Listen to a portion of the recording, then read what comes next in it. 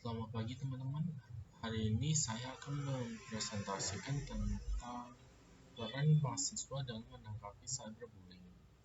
Pertama, apa itu cyberbullying? Cyberbullying merupakan bagian dari aksi bullying yang ditinjau dari sudut pandang ilmu hukum. Cyberbullying adalah kejahatan yang dilakukan secara sengaja dalam bentuk fitnah, cemooh, kata kasar, pelecehan, ancaman, dan hinaan. Nah, bentuk dari kejahatan ini bermula dari perilaku merendahkan martabat dan mengintimidasi orang lain melalui dunia maya, yang tujuannya agar target mengalami gangguan psikis. Model bullying ini justru akan berbahaya dan dapat dilakukan oleh siapa saja, kapan saja, dan di mana saja. Jenis-jenis cyberbullying. Jenis cyberbullying terbagi menjadi 5, antara lain flaming. Yang pertama, flaming. Flaming adalah tindakan seseorang yang dilakukan dalam mengirim pesan teks yang berisi kata-kata frontal dan penuh amarah, yang dimana secara umum tindakan flaming ini berupa provokasi, penghinaan, ejekan, sehingga dapat menyinggung orang lain. Yang kedua, harassment. Harassment adalah tindakan seseorang dalam mengirim pesan-pesan yang berisi gangguan melalui SMS, email, atau teks jejaring sosial dengan intensitas terus-menerus. Pelaku harassment tersebut biasanya sering menulis komentar terhadap suatu isu dengan tujuan menimbulkan kegelisahan. Selain itu, harassment juga dapat mengandung kata-kata hasutan yang dimana akan membuat orang lain yang melihatnya melakukan hal yang sama. Yang ketiga, denigration atau pencemaran nama baik. Denigration adalah tindakan yang dilakukan secara sengaja dan sadar dalam mengumbar keburukan orang lain melalui internet hingga akhirnya dapat merusak nama baik seseorang dan reputasi seseorang yang dibicarakan pada jejaring sosial tersebut. Yang keempat, cyberstalking.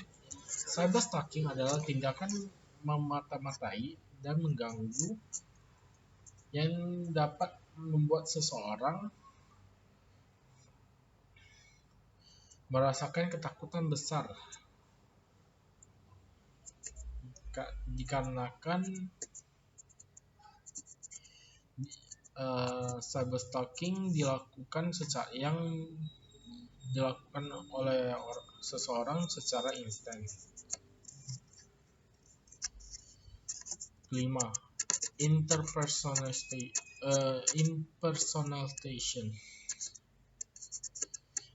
atau yang disebut sebagai peniruan. Peniruan adalah tindakan berpura-pura atau menyamar menjadi orang lain untuk melancarkan aksinya dalam mengirim pesan-pesan atau status yang tidak baik, sehingga biasanya terjadi pada jejaring sosial seperti Instagram dan Twitter dengan menggunakan akun palsu. Dampak dari cyberbullying.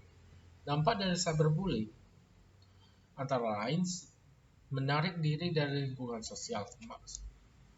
Menarik diri dari lingkungan sosial ini merupakan kondisi psikologis korban yang cenderung mengalami kecemasan dan ketakutan. Mereka yang tidak ragu menarik diri dari lingkungan, contohnya seperti kasus bullying di jejaring sosial yang dialami oleh anak sekolah, yang membuat sang anak depresi dan mengisolasi diri karena malu, dan lebih parahnya lagi memilih putus sekolah.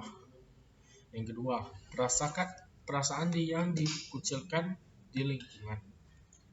Cyberbullying memang terjadi melalui internet dan jejaring sosial lainnya.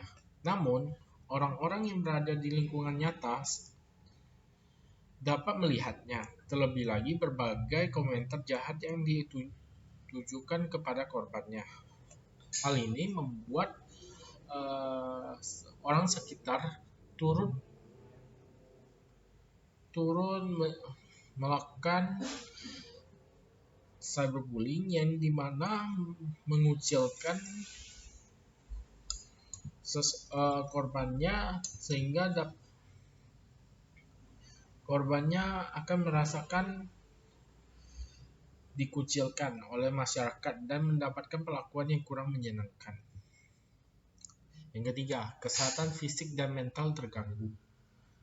Bullying yang dilakukan secara terus-menerus melalui jejaring sosial oleh orang dikenal maupun tidak dikenal akan mendatangkan stres. Ujung-ujungnya perasaan akan memendam rasa depresi, rasa cemas, dan kehilangan kepercayaan diri yang mendatangkan gangguan trauma.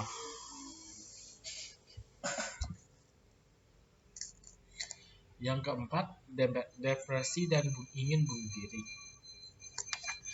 Korban cyberbullying seringkali merasakan marah, takut, terluka, dan tidak berdaya, malu, putus asa, dan terisolasi. Apabila kondisi ini terjadi berulang-ulang dan semakin parah, akan menyebabkan perasaan ingin mengakhiri hidupnya atau bunuh diri. Cara mencegah cyberbullying antara lain mempertimbangkan setiap postingan yang akan diposting. Yang kedua, jangan memulai atau tidak memulai ujaran kebencian. Yang ketiga, jangan memposting informasi-informasi yang bersifat pribadi. Yang kelima, mengatur privasi akun agar tidak semua orang bisa melihatnya. Yang kelima, mencari kebenaran dari isu-isu yang tersebar. Atau bisa dibilang mencari informasi yang benar sebelum melakukan komentar. Yang keenam, berkomentar sepantasnya dan tidak menyinggung perasaan orang lain. Sekian dari presentasi saya. Jika ada kesalahan kata atau kalimat, mohon dimaafkan. Sekian, terima kasih.